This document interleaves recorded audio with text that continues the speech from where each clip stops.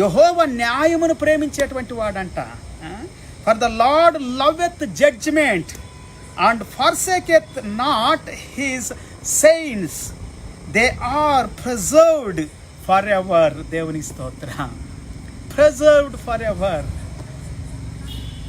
హల్లెలూయా. నీవు కాపాడబడతావు ఎల్లప్పటికీ. అదే వాక్యం సెలవిస్తూ ఉంది. ఆయన న్యాయాన్ని ప్రేమించడం మాత్రమే కాదు, కానీ ఆయన తన యందు భయభక్తులు ఎవరైతే కలిగి ఉంటారో తన భక్తులను ఆయన విడిచిపెట్టడు. తనను ప్రేమించే వారిని పాటలు పాడే ఆ కృపావరం ఉండి దేవుని కొరకు పాడుతున్నారు చూడండి. వాయిద్యాలు వాయించే కృపావరం ఉండి మీరు వాయిద్యాలు వాయిస్తున్నారు చూడండి. మీ హస్తాలని, మీ మనసుని, మీ హృదయాన్ని, మీ తలంపులు, కోరిక, ఆశలు అన్నిటిని దేవునికి అర్పించి ఆరాధిస్తున్నారు చూడండి.